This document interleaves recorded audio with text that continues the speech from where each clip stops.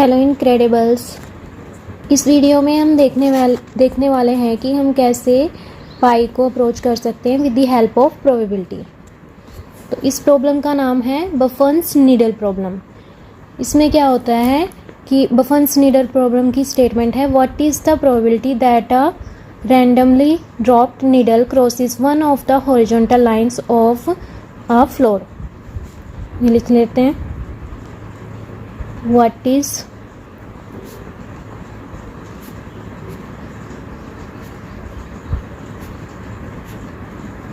What is the probability that a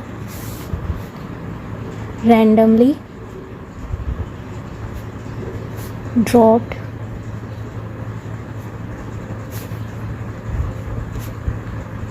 needle crosses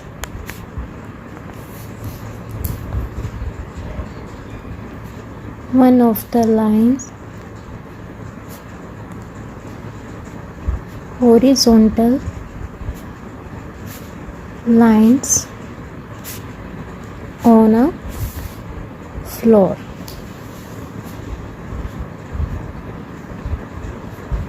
तो इसका solution करने से पहले आप वीडियो पे एक प्यारा सा लाइक चिपका दीजिए और मेरे चैनल को सब्सक्राइब कर लीजिए।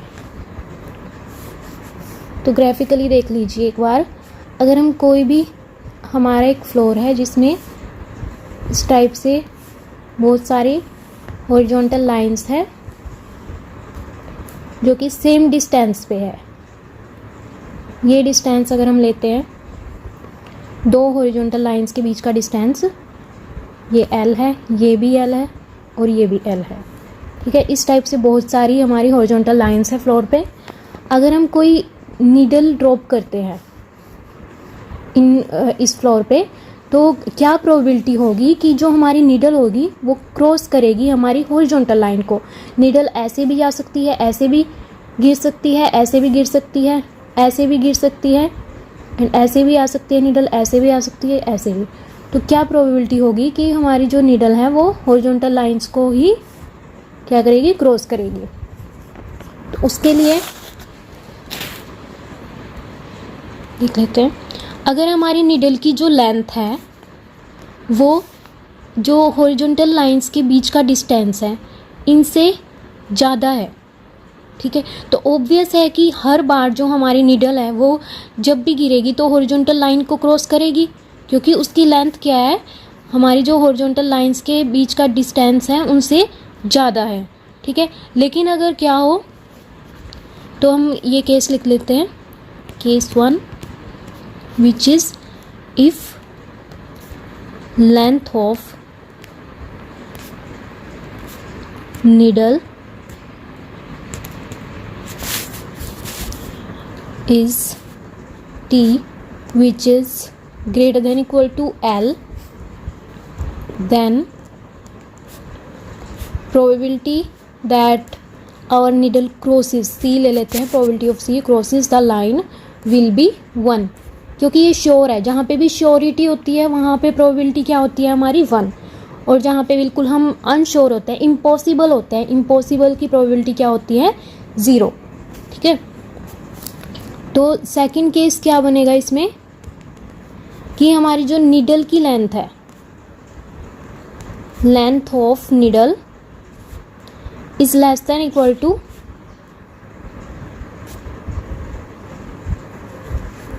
length of distance between horizontal lines।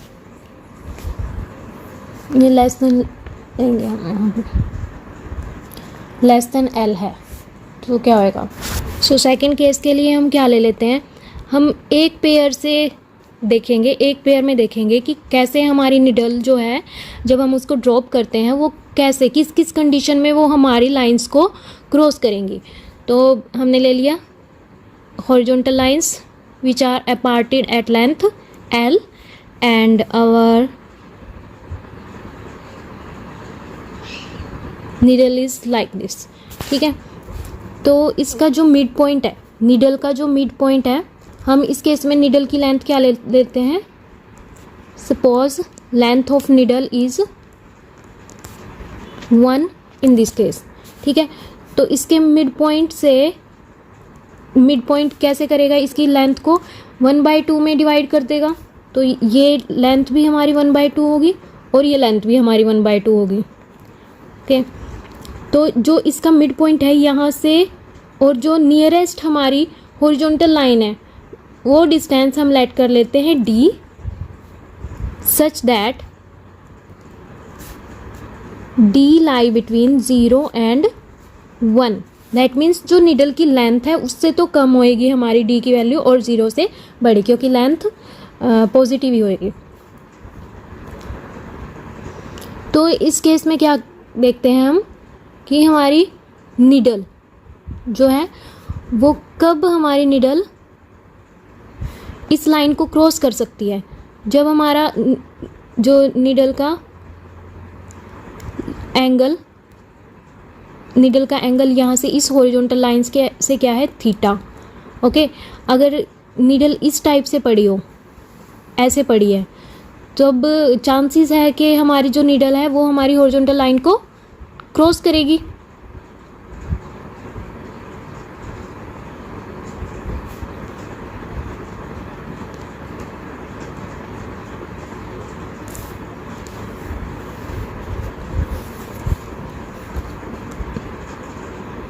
तो किसके थ्रू हम देख सकते हैं, अगर हम ये डिस्टेंस निकाल लें, ये डिस्टेंस क्या होएगा हमारा, ये हमारी राइट एंगल ट्रायंगल बना रही है, ये अलग से देख लेते हैं कैसे बना रही है।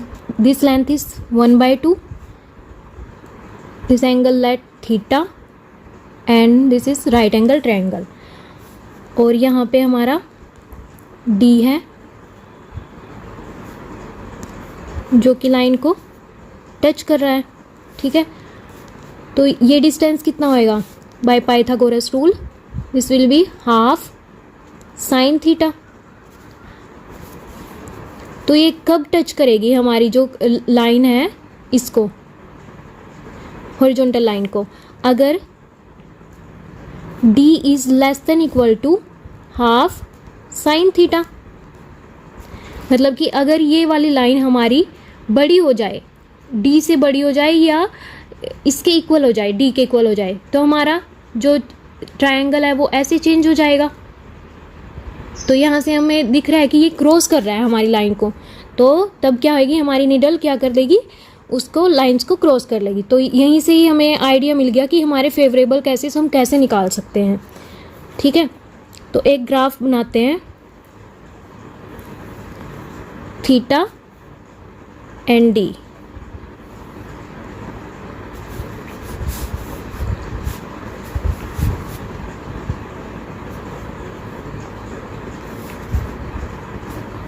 तो हाफ साइन थीटा का ग्राफ कैसे बनेगा, इस टाइप से बनेगा। π/2 तक अगर हम लेते हैं तो 0 to this is our half sine theta. तो कब टच करेगी हमें दिख रहा है इसमें, d is less than equal to half sine theta. तो d जो है हमारा less than equal to half sine theta किस एरिया में होगा, ये वाला एरिया आएगा, हाफ साइन थीटा से लेस वाला, जहाँ पे भी d हमारा क्या होएगा, less than equal to half sine theta. तो सिंपली हमें फेवरेबल केसेस के लिए क्या निकालना होएगा, फेवरेबल केसेस के लिए हम क्या करेंगे, integral 0 to π/2 half sine theta D theta. अगर हम इस एरिया को निकाल लें और टोटल केसेस कितने होंगे हमारे, ये पूरा का पूरा रेक्टेंगल का एरिया जो कि क्या होएगा हमारा, क्योंकि d तो हमारा कहाँ से कहाँ तक है, 0 to 1 तक है, तो ये लेंथ 1 होगी और ये लेंथ π/2। तो टोटल